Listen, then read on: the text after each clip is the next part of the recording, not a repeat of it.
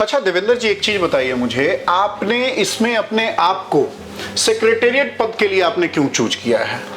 जी। किसी भी सामाजिक संस्थान का जो एक महत्वपूर्ण ओहदा है वो है हमारी सेक्रेटरीट। जी जी। और सेक्रेटरीट ओहदा एक महत्वपूर्ण इसलिए बना है क्योंकि सारी जो संगठन को चलाने की, संचालित करने की जो पद्धति है वो निर्भर करती है कि हमारे सेक्रेटरी की सोच क्या है। जी जी जी। उसके दिमाग में क्या है, क्योंकि ये जब तक आप एक सोच नहीं रखोगे, आपके अंदर थॉट्स नहीं आएंगे, तो आप एक परंपरागत तरीके से चलाते रहोगे कि हमने कोई सर्कुलर आया यहाँ से और एक पोस्टमैन की तरह पोस्ट कर दिया। जी जी जी। हमें इसको एक इंटरेक्चुअल तरीके से इसको बनाना पड़ेगा, इसको एक मैकेनिज्म बनाना पड़ेगा। डिजिटलाइजेशन के युग में हम एक जो नोटिफिकेशन भेजने तक ही सीमित है ना, उसको बढ़ाना पड़ेगा। सेक्रेटरीट को हमें लोगों के लिए फिजिबल बनाना पड़ेगा कि लोगों के लिए उपलब्ध हो, एक क्लिक पे उसको अपनी आउटस्टैंडिंग नजर आए, एक क्लिक पे उसको अपने नोटिफिकेशंस देखें, ना कि वो मेल का इंतजार करें, क्योंकि मेल आज के युग में किसी के पास टाइम नहीं है देखने के लिए। ऑलरेडी उनके पास ओवरलोड है अपने बिजनेस के मेल वगैरह देखने के लिए। जी जी। तो हम एक है ना एक ऐसा सिस्टमेटिक सेक्रेटरीट में प्लान बनाएंगे जो डिजिटल के लिए संभव है, हर चीज डिजिटलाइजेशन के बाद, कि एक क्लिक पे आप रीचेबल हो। आप दोस्तों नमस्कार, मैं धीरज पांडे स्वागत करता हूं अपने YouTube channel India import export में। तो जैसा कि आप जानते हैं, हम इंपोर्ट एक्सपोर्ट से रिलेटेड वीडियो बनाते रहते हैं। पीछे भी आपने देखा होगा जो एयरपोर्ट के जो समस्याएं थी उनको हमने कवर किया है। और अभी जो है 2022 का DCBA का इलेक्शन है, और अभी जो ये टोटल 3 टीमें हैं जो इलेक्शन में खड़ी हुई हैं। पहला टीम जो है वो टीम यूनाइट है, और टीम यूनाइट से ही हमारे साथ है देवेंद्र सिंह भदौरिया जी। मैं कहूंगा देवेंद्र सिंह भदौरिया जी हमारे दर्शकों को आप हेलो करें, और उसके बाद में दर्शकों जी अब हम बात करना चाहेंगे कि देवेंद्र जी, आप 2 बार अगर देखा जाए तो आप पिछली 2 बार से इस टीम में रहे हैं, और 2 बार आप चुन के आए हैं। इस 2 बार का क्या आपकी उपलब्धि है, उसके बारे में जरा बताइए। और कैसा आपका जो 2 बार जो टेन्योर रहा है आपका, वो कैसा एक्सपीरियंस रहा है आपका, और आखिर अब आपने टीम क्यों बदल ली? धीरज जी, आपको नमस्कार। जी जी जी। आज आपके माध्यम से ये आपने बहुत ही जेन्युइन क्वेश्चन पूछा है, जिसके लिए आपके और भी हमारे सदस्य होंगे जिनके मन में ये होगा। बिल्कुल जी बिल्कुल। सबसे बड़ी बात है, जैसा आपने बताया कि मैं 2 बार से एसोसिएशन का मेंबर जीत के आया जी, और आप लोगों के सहयोग से ही आया, ये स्वाभाविक है। तो मैं ये आप लोगों को बताना चाहता हूँ कि इस 2 टेन्योर में मेरा बड़ा ही एक खूबसूरत अनुभव रहा। अनुभव को लेके मेरा ये रहा कि मैं पिछली बार अत्री साहब जब हमारे प्रेसिडेंट होते थे, बहुत ही सीनियर और जिनकी एक अपनी शख्सियत है और एक पहचान है, जी जी जी, उनके नेतृत्व में मुझे काम करने का मौका मिला। और दूसरी बार हमें दूसरे टीम के माध्यम, जब वो हमारी टीम थी और हम लोग एक तरह से मेजोरिटी में थे, क्योंकि ये एसोसिएशन है, कोई राजनीतिक मंच नहीं है, तो हमें दूसरे और एक स्वाभाविक है कि 2 पार्टियां लड़ती हैं। हाँ। तो एक दूसरी पार्टी से आते हैं, दूसरी से आते हैं, लेकिन जब एक बार हम लोग जीत जाते हैं तो फिर हम लोग सब एक हो जाते हैं। जी जी बिल्कुल। तो दूसरा अनुभव ये हुआ कि हम तो अभी भी आप लोग जीतने के बाद एक होंगे, क्योंकि अभी टीमें 3 दिख रही हैं। तो सबसे बड़ा आपका सवाल है, हमारी कोई अपेक्षा है कि ट्रेड ने हमें उस टेन्योर में भी देखा, उससे पहले भी देखा, बिल्कुल। और हमारे पुनीत साहब को भी पहले 2 साल का अनुभव रहा है। अच्छा, ओके। पुनीत 2 टर्म वो वाइस प्रेसिडेंट रहे हैं। ओके, तो उसी को देखते हुए हमने चुना कि उन्होंने अत्री साहब के साथ जो कार्य किया उस गति को आगे बढ़ाना है, क्योंकि अत्री साहब ने एक एसोसिएशन के माध्यम से पहचान बनाई थी, और उस पहचान को आगे चल के हमने जारी रखना है। जी जी जी। अच्छा, एक चीज बताइए सर कि जो 2 साल में आप लोगों ने काम किया है, तो आपको जो 2 बार का जो अनुभव है, उसमें आप क्या लोगों से, जितने भी सीबी जो आपके जो जितने भी कस्टम ब्रोकर जो आपके एसोसिएशन में रजिस्टर्ड है, क्या उन लोगों से आप अट्रैक्ट कर पाए, कनेक्ट कर पाए आप? धीरज जी, कनेक्शन की उन लोगों का समस्या आप समाधान कर पाए क्या? कनेक्शन की बात यह है कि हम लोग जब इस इलेक्शन में जीत के आए, और हम लोग जब एक तरह से हमारे को ये कार्यभार दिया गया कि अब हम लोग ट्रेड के लिए वेलफेयर की बात करें जी, तो जब हमने स्टार्ट ही किया था अपना टेन्योर, तो एक कोरोना नाम की महामारी आ गई जिसने पूरे विश्व को हिला दिया। जी बिल्कुल। और हमारे लिए वो एक चैलेंज आना कि इस कोरोना के दौर में हमें क्या करना चाहिए। हमने इससे बहुत कुछ सीखा जी। हमने कस्टम के साथ अपनी समस्याएं बताई कि उस दरमियान लोगों के बिल ऑफ एंट्रियां कैसे फाइल होंगी, डॉक्यूमेंट्स आना बंद हो गए। तो एसोसिएशन के पार्ट पे जो हमें करना चाहिए था, खास तौर से हम जैसे लोग जिनसे लोगों को अपेक्षाएं कि पोर्ट पे, उस दरमियान हम लोगों ने अपनी परवाह न करते हुए पोर्ट पे जाके कस्टम के साथ मिलके मेल के ऊपर आधे से ज्यादा कामों को शिफ्ट कराया, जिससे कि तो जो भी जरूरत के हिसाब से था हमने आगे बताइए। जो आप टीम यूनाइट के साथ खड़े हैं तो आगे का आपका क्या विजन है, आगे कैसे आप कनेक्ट कर पाएंगे? देखिए मेन क्या होता है, मैं आपको एक ऑनेस्टली आप एक बात बताना चाहता हूं कि जितने भी कस्टम ब्रोकर के छोटे लोग हैं, जो नए लोग हैं, वो क्या है, एसोसिएशन में जाने से डरता है। ठीक है, अगर वो रजिस्टर्ड भी है तो अपनी समस्या लेकर के आपके पास नहीं आता है। तो आप ऐसा क्या करने वाले हैं कि वो अपनी समस्या लेकर के आए और वो उस काम को आप मतलब सही ढंग से आप करा पाए? सीधे इस बात पे मैं एक ही चीज कहूंगा कि हमें अपनी एसोसिएशन की इतनी प्रामाणिकता विभाग के साथ और अपने सदस्यों के साथ बनानी होगी। बिल्कुल बिल्कुल। कि विभाग हमें एज ए एसोसिएशन कंसीडर करे, ये ना हो कि केवल व्यक्ति को कंसीडर करे। बिल्कुल। इस संस्थान को एक ऐसे मुकाम पे पहुंचा दो कि उन्हें पता हो कि ये संस्थान इन सदस्यों के साथ खड़ा हुआ है। हाँ, बिल्कुल। तो जो नए सदस्य आ रहे हैं, जो बिल्कुल एक तरह से इस बिजनेस के लिए नए हैं, तो उनके लिए एक ऐसी संस्थान बन जाए कि वो उन्हें लगे, महसूस करे कि हमारे पीछे है ना एसोसिएशन खड़ी है और हम आगे चल के इसको लेके कंफर्टेबली काम कर सकते। बिल्कुल। मैं जितने भी अपने कस्टम ब्रोकर्स भाई इस वीडियो को देख रहे हैं, मैं उनसे कहना चाहता हूं कि जो भी ये संस्था है, ये एक तरह का जो संस्था है, ये आपके भलाई के लिए है और आप इसमें बढ़ चढ़ के हिस्सा लेंगे और आप इनसे सवाल करेंगे। आज देवेंद्र भदौरिया जी अगर हमारे साथ हैं और ये कल को जीत करके आते हैं, तो इनसे आप सवाल कीजिए कि भाई आपका यही है। आप देखिए, अगर इनके टीम यूनाइट की अगर हम बात करें तो ये टोटल लिस्ट है और अगर हम लिस्ट को आगे करते हैं तो देखिए ये इनके एजेंडा पॉइंट्स है। क्या यही आपके एजेंडा पॉइंट्स हैं? इसमें हम लोगों ने कोशिश की है कि कुछ जो ज्वलंत मुद्दे हैं आज के ट्रेड के, जी, उनमें जो हमने लास्ट अपने अनुभवों से देखा कि कहीं हम लोग एसोसिएशन में आते हैं और बड़े बड़े वादे करते हैं, लेकिन ये सब चीजें जो इसमें लिखी हुई हैं या छूती रह जाती हैं। आप एक चीज बताइए देवेंद्र जी, मैं आपसे एक मतलब एक नॉर्मल सवाल पूछना चाहता हूं कि आपने ये लिखा है, ठीक है, कि ये जो भी ये नोटिफिकेशन होगा DGFT कस्टम वगैरह का 24 घंटे में आप लोगों तक पहुंचाओगे, लेकिन क्या आप इसको समझा पाएंगे उस हिसाब से? क्योंकि लोगों के पास पहुंच जाते हैं, आधा से ज्यादा जो कस्टम ब्रोकर्स है, नोटिफिकेशन आ जाता है, उनके पास वो समझ नहीं पाता है। तो मैं आप लोगों से या जो भी टीम जीत के आए, मैं उनसे स्पेशली रिक्वेस्ट करना चाहता हूं कि जितने भी कस्टम ब्रोकर्स है, आप उसके लिए वो इतना मतलब आसान भाषा में उसके पास प्रोड्यूस करें ताकि वो चीजों को समझ पाए। इसके लिए मैं आपसे भी रिक्वेस्ट करूंगा कि आप इस पे थोड़ा अमल करेंगे। बाकी आपकी सारी चीजें मुझे बहुत अच्छी लगी। ये स्पेशली इसमें आप ये देखिए जो सेलेबी और DCSE जोड़ा है, इसमें कनकोर को भी जोड़ना चाहिए। जो मेन जो है, जो अगर आप देखा जाए तो कस्टोडियन की जो मनमानी बढ़ते जा रही है, उसको भी लगाम लगाने के लिए आप लोग को कुछ करना चाहिए।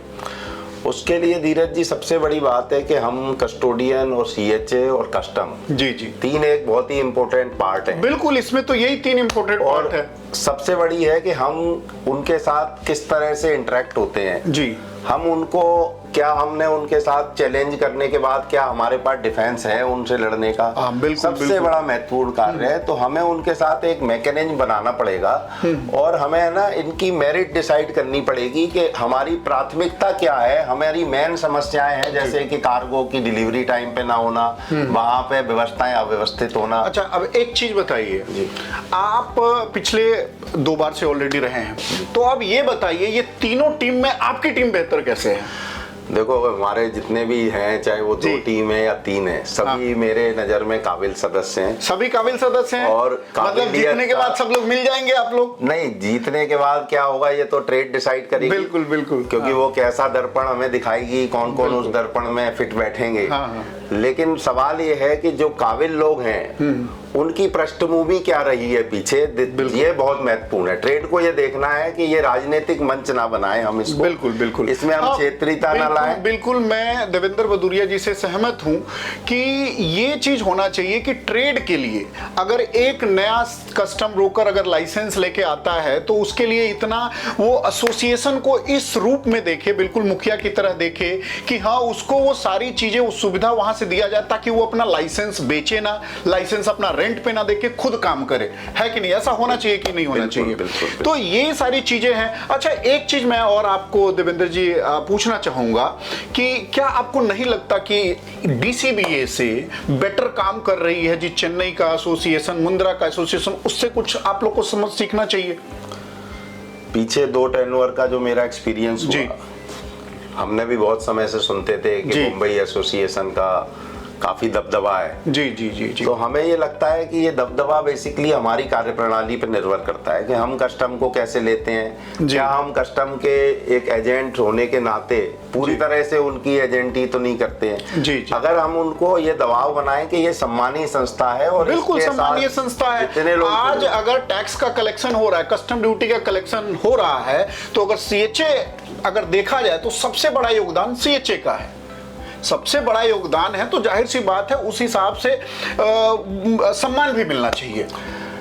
धीरज जी, सम्मान की बात तो स्वाभाविक है कि हर एक आदमी अपेक्षा करता है, लेकिन इसमें मेन ये है कि कस्टम विभाग है ना, सीएचए को अपनी कमियों का भी शिकार बनाता है। बस पीछे हमने देखा है कि बहुत लोगों के लाइसेंस इसलिए सस्पेंड कर दिए जाते हैं कि कहीं कस्टम को ये लगता है कि इनको सस्पेंड करके हमारे दो धारी तलवार काम करती है। एक तो वो हमारे ऊपर दबाव बनाते हैं हमारे मेंबर्स के ऊपर कि तुम्हारा लाइसेंस सस्पेंड कर सकते हैं हम, चाहे जिस उस पर केवाईसी की जो फॉर्मेलिटी है सरकार के द्वारा हर चीज दी गई है, लेकिन उसका जिम्मेदार सीएचए को बनाया है। जी जी। लेकिन सीएचए की जिम्मेदारी इसलिए बना दी गई है कि कहीं ना कहीं एसोसिएशन लेवल पे हम ये चीज रिप्रेजेंट नहीं कर पाते हैं कि सीएचए को चाहे जिस वजह से आप सस्पेंड कर दो जी, क्योंकि उसमें संस्थाएं जुड़ी हुई हैं। डीजीएफटी वो देता है हमें आईसी कोड जी जी, और सारी चीजें वेरीफाई बैंक करती है, अकाउंट खोलती है। उसके बाद आप छोटे से कारण के वजह से कि क्योंकि कोई ना कोई उसमें सीएचए तो पेपर फाइल करेगा ही, उसके आधार पे आप लाइसेंस सस्पेंड करते तो जिसे रोकना चाहिए और ये एसोसिएशन के लेवल पे बढ़ चढ़ के होना चाहिए जिससे कि हमारे मेंबर्स कंफर्टेबल। चलिए मैं आपसे लास्ट सवाल करूंगा कि अब ये बताइए कि आपका आगे का विजन क्या है और क्यों लोग आपको वोट करें? आप बताइए, जितने भी कस्टम ब्रोकर्स आपको सुन रहे हैं, बताइए कि लोग आपको क्यों वोट करें। सबसे बड़ी बात है कि जो एसोसिएशन में जो भी आए जी, उसका ये विजन होना चाहिए कि वो समझे कि बेसिकली हमारी ट्रेड आपसे क्या अपेक्षाएं करती है। जैसे कि आज ज्वलंत मुद्दे हैं उन पे मैं बात करूंगा। फेसलेस असेसमेंट गवर्नमेंट की बहुत ही अच्छी नियत के साथ लाया गया जी, लेकिन उसकी जो एक ट्रिक है जिसकी वजह से आदमी परेशान है, उस ट्रिक को हिट करना जरूरी है। ओके। क्योंकि कुछ पोर्टों के ऑफिसर्स ने उसके एक मैकेनिज्म बनाया है, तो हमें ये एक डर और एक संदेश भेजना होगा कि ये चोली दामन का रिश्ता है कस्टम के साथ, इसको तोड़ो नहीं, इसको जबरदस्ती आप मुर्गी समझ के है ना, इसको काटो मत के इसके सोने का अंडा देने वाली मुर्गी है तो काट दो। इस विचारधारा से हमें बचाना है, नंबर एक। दूसरा, जो कस्टोडियनों की वजह से सीएचए का बिजनेस पे फर्क पड़ता है कि उसके उल्टे सीधे चार्जेज लग जाते हैं मिस हैंडलिंग की वजह से, जी जी जी, उनको जब तक आप फोकस नहीं करोगे तो ये बिजनेस सरवाइव नहीं करेगा। एक सीएचए से बिजनेस दूसरे पे जाएगा और हम लोग आपस में ही लड़ते रहेंगे। तो इन चीजों को एक मैकेनिज्म बनाना होगा और हमें है ना इसको आइडेंटिफाई करके इसके लिए एक प्लान बनाना होगा जी। तो प्लान के अकॉर्डिंगली अगर काम करेंगे तो हर चीज संभव है कि उसकी समस्या का समाधान हो जाए। ओके। तो दोस्तों अभी आप सुन रहे थे देवेंद्र सिंह भदौरिया जी को और ये टीम यूनाइट से खड़े हैं इस बार। तो मैं आप लोगों से रिक्वेस्ट करना चाहूंगा कि जितने भी कस्टम ब्रोकर्स भाई हैं वो वोट करें, क्योंकि वोट का प्रतिशत जो है वो बहुत ही कम है और ये बढ़ना चाहिए। देखिए मैं कहूंगा कि देखिए बहुत से लोग खड़े हैं इसमें, जो आपको अच्छा लगता है, देखिए सबके विजन को समझिए और जो आपको अच्छा लगता है उसको वोट कीजिए, लेकिन वोट कीजिए, क्योंकि इन तीनों में से जो भी टीम जीतेगी, मैं आपसे वादा करता हूं, चाहे वो देवेंद्र भदौरिया जी हो, चाहे वो कोई भी टीम हो, हम उनसे काम कराएंगे और हम उनसे सवाल करते रहेंगे टाइम टू टाइम, ताकि जो इनका मैनिफेस्टो है वो पूरा हो सके और हमारे जितने भी कस्टम ब्रोकर्स भाई है उनका वो जो है उनका जो समस्या है वो समाधान हो सके। और ये ट्रेड बहुत छोटा है, इस ट्रेड को बचाए रखे, ऐसा इन लोग को नियम बनाना चाहिए और उसी के पीछे हम लोग कार्य कर रहे हैं। अच्छा देवेंद्र जी, एक चीज बताइए मुझे, आपने इसमें अपने आप को सेक्रेटेरिएट पद के लिए आपने क्यों चूज किया है? जी। किसी भी सामाजिक संस्थान का जो एक महत्वपूर्ण ओहदा है वो है हमारी सेक्रेटरीट जी जी, और सेक्रेटरीट ओहदा एक महत्वपूर्ण इसलिए बना है क्योंकि सारी जो संगठन को चलाने की, संचालित करने की जो पद्धति है वो निर्भर करती है कि हमारे सेक्रेटरी की सोच क्या है, जी जी जी, उसके दिमाग में क्या है। क्योंकि ये जब तक आप एक सोच नहीं रखोगे, आपके अंदर थॉट्स नहीं आएंगे, तो आप एक परंपरागत तरीके से चलाते रहोगे कि हमने कोई सर्कुलर आया यहाँ से और एक पोस्टमैन की तरह पोस्ट कर दिया। जी जी जी, हमें इसको एक इंटरेक्चुअल तरीके से इसको बनाना पड़ेगा कि इसको एक मैकेनिज्म बनाना पड़ेगा। डिजिटलाइजेशन के युग में हम एक जो नोटिफिकेशंस भेजने तक ही सीमित है ना, उसको बढ़ाना पड़ेगा। सेक्रेटरीट को हमें लोगों के लिए फिजिबल बनाना पड़ेगा कि लोगों के लिए उपलब्ध हो, एक क्लिक पे उसको अपनी आउटस्टैंडिंग नजर आए, एक क्लिक पे उसको अपने नोटिफिकेशंस देखें, ना कि वो मेल का इंतजार करे, क्योंकि मेल आज के युग में किसी के पास टाइम नहीं है देखने के लिए। ऑलरेडी उनके पास ओवरलोड है अपने बिजनेस के मेल वगैरह देखने के लिए। जी जी, तो हम एक है ना, एक ऐसा सिस्टमेटिक सेक्रेटरीट में प्लान बनाएंगे जो डिजिटल के लिए संभव है, हर चीज डिजिटलाइजेशन के बाद, कि एक क्लिक पे आप रीचेबल हो। आप बिल्कुल ऐसा होना चाहिए कि एक क्लिक पे अगर हर चीज रीचेबल हो तो वो ज्यादा विजिबल होगा और वो ज्यादा आगे कार्य प्रणाली को सुधार कर सकता है, सरल भी होता है। डिजिटलाइजेशन सरलता के लिए है, तो हमें एक सरलता की ओर बढ़ना चाहिए, जिससे कि हम डीसीबीए को स्ट्रेंथन दे सकें और चीजों में, कार्यों में दें जो रोजंदारी के जो कार्य हैं, जो ट्रेड के आज ज्वलंत मुद्दे हैं, छोटे छोटे हैं, एफएजी है, चाहे वो आपका फेसलेस असेसमेंट है, चाहे एक्सपोर्ट में आपके आज गुड्स रजिस्ट्रेशन जैसी चीजें भी डिजिटलाइज उस पर नहीं आई हैं, आज भी कस्टम ऑफिसर्स के हाथ में दी हुई है। तो इसके लिए हमें प्रयास करना पड़ेगा कि हम डिजिटल की ओर बढ़ें। बिल्कुल बिल्कुल। तो अभी आप सुन रहे थे देवेंद्र वदूरिया जी को, और आगे भी हम अन्य लोगों का राय लेने की कोशिश करेंगे, और 8 तारीख को हम आपको लाइव दिखाने वाले हैं जो ये इलेक्शंस चलेंगे। तो तब तक के लिए जय हिंद, जय भारत, नमस्कार।